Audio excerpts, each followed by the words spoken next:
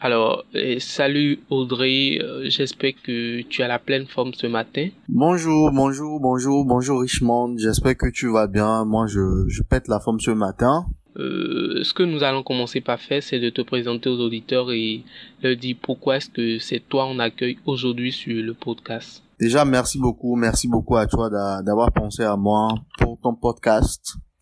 Et c'est un honneur pour moi de passer dans ton podcast vis-à-vis de tes abonnés. Et je fais un coucou spécial aussi à tes abonnés.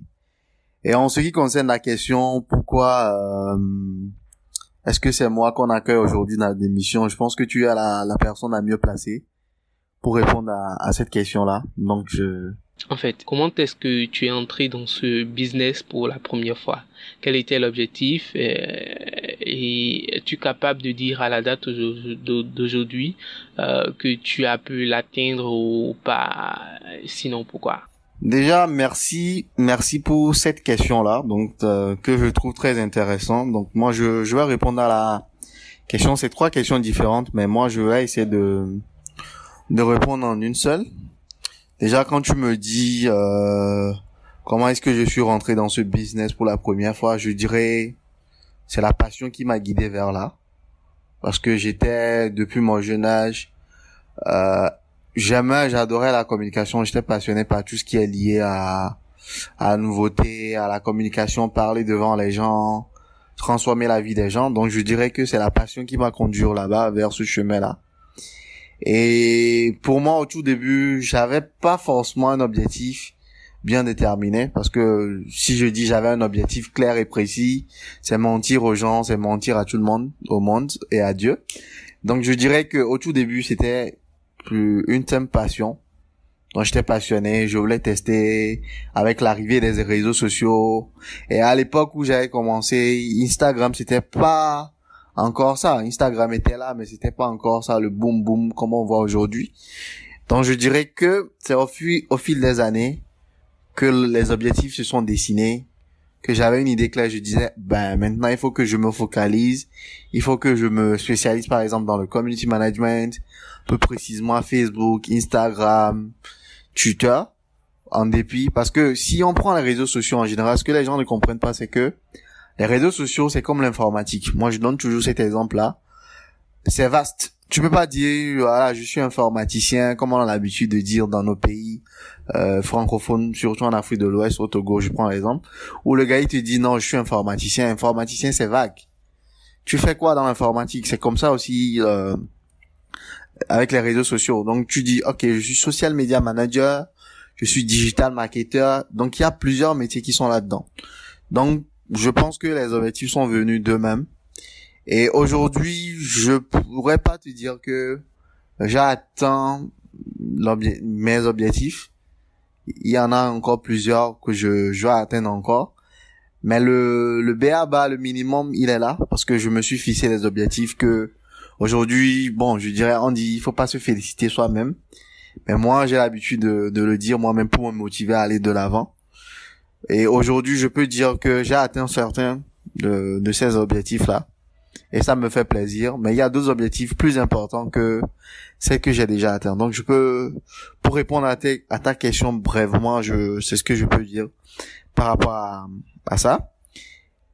Et en termes d'objectifs, il y a plusieurs objectifs. Tu as un objectif fixe, genre l'objectif principal. Et derrière cet objectif principal, là, tu as des mini-objectifs qui te permettent d'atteindre ça. Donc, ces mini-objectifs, c'est les actions, les actes que tu poses pour atteindre le sommet. C'est comme aujourd'hui, je veux, par exemple, faire de la pêche, aller pêcher du poisson pour manger. Mon objectif principal, c'est ça.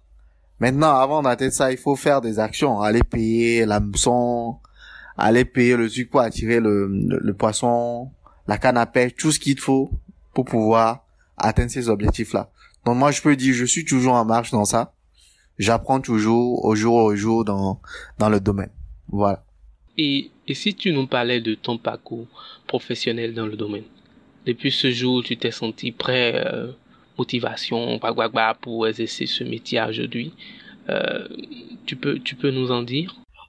Bon, pour revenir un peu sur mon parcours, comme je l'ai dit, bon, il y a pas longtemps, il y a un mois dans une interview que je donnais pour l'agence UX Design, donc avec lequel j'ai suivi une formation en UX Design. Je dirais, j'ai un parcours un peu plus atypique.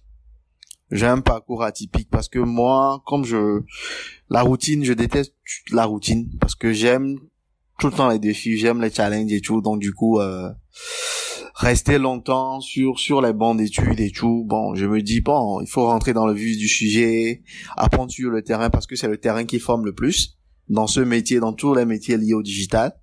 Tu peux beau apprendre, j'en ai fait l'expérience, tu peux beau apprendre des cours sur des formations, avoir toutes les certifications, excusez-moi, qu'il faut, mais si tu n'exerces jamais sur le terrain, si tu n'appliques pas ce que tu as appris, gars, c'est mort, en fait.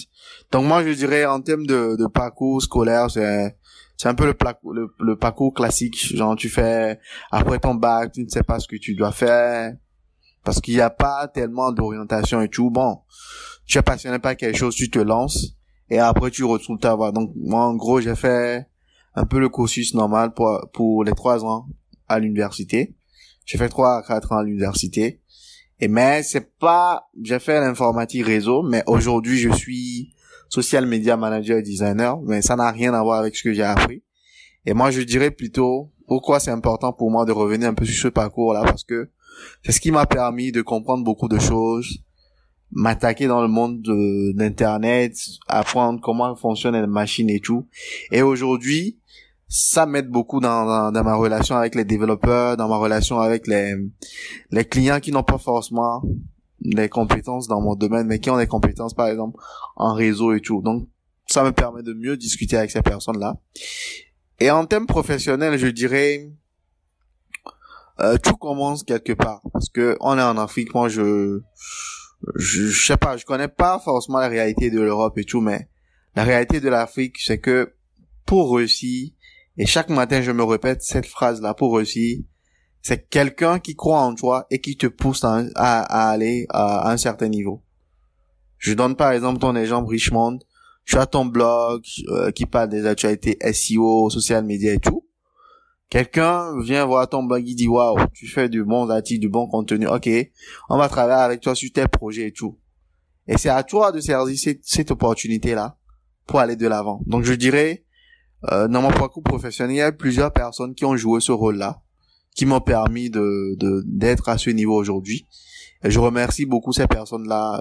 Sans eux, je dirais, bon, je serais pas à ce niveau. Et il y a d'autres personnes aussi qui me poussent à aller de l'avant, tu vois. Donc le parcours classique, informatique. Après, on retrouve la passion pour la communication digitale, l'arrivée des réseaux sociaux et tout ça en Afrique. On a dit, bon, on peut se faire du business avec ce qu'on a. On se lance, on crée du contenu comme ce que tu es en train de faire actuellement. Et boum, c'est parti comme ça. Et aujourd'hui, on est dans ce métier, on exerce ce métier, et tout.